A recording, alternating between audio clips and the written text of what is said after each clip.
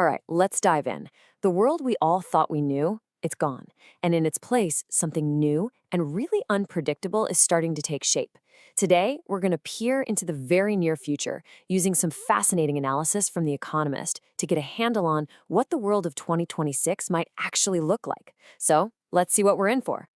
So, the thinking goes something like this. 2025 was the year the old global order really finally came apart at the seams. And if that's true, then 2026 is the year we're going to start seeing the actual shape of what comes next. The question is, what exactly does it look like? Okay, first up, and this one is a biggie, the world is fracturing. All those old certainties we used to have about geopolitics have just kind of vanished. The rulebook for how countries are supposed to interact with each other, yeah, that's been tossed out the window. What's taking its place is fragmented and, honestly, pretty dangerous. And right at the heart of this fractured world, you've got this massive push and pull. On one side, you have an America with a foreign policy that's been called Trumpian transactionalism. Basically, it's so unpredictable that everyone, friend and foe alike, has to hedge their bets. And on the other side, you've got China, looking at all that chaos and seeing a golden opportunity to step in, fill the void, and reshape things in its favor. And this isn't just about the big superpowers slugging it out. The whole idea of what conflict even is seems to be changing.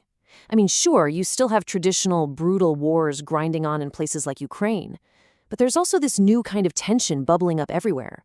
These gray zone provocations where the line between war and peace gets deliberately fuzzy. You're seeing it in the South China Sea, in cyberspace. It's creating this feeling of constant low-level friction around the globe. So, with all that geopolitical instability swirling around, let's talk about the economy, because we're seeing this incredible, thrilling tech revolution, especially with AI, but it's happening right alongside some really serious financial red flags. The result is a massive, high-stakes gamble with consequences for all of us.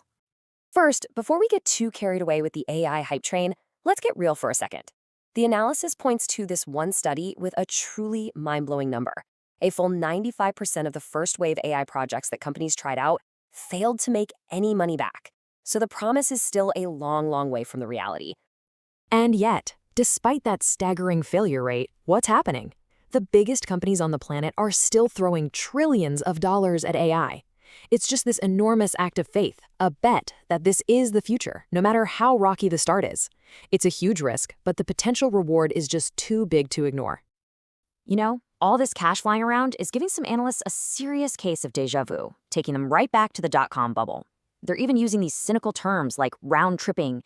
It's basically when, say, tech giant A invests $1 billion in tech giant B, and then tech giant B invests $1 billion right back. The money just goes in a circle, making everyone's books look great, but is anything of real value actually being created? It feels a little like a financial shell game. And this is where the rubber really meets the road. This huge AI gamble is happening on some pretty shaky ground. So if a tech bust happens, something like the dot-com crash, bam, that could wipe out 8% of American household wealth. At the exact same time, you've got trade wars and tariffs that could tack on another whole percentage point to inflation. People could get squeezed from both sides. Okay, so we've talked about the big picture stuff, geopolitics, the global economy, but what does any of this actually mean for our daily lives? Well, that brings us to our next major shift, this idea of society itself becoming unbundled, piece by piece. And this quote just nails it. Picture this, a high school homecoming dance in Florida. You've got the music, the awkward dancing, the whole scene. But here's the wild part. None of the teenagers there actually go to a traditional school together. It's this perfect little snapshot of a radical new experiment in what education can be. So how does this even work? Well, think of it as a la carte education. In a place like Florida, parents get a state voucher for, say, $8,000. With that money, they can pull their kids out of the public school system and basically become their own principal. They pick and choose classes from this whole marketplace of tiny, specialized micro schools.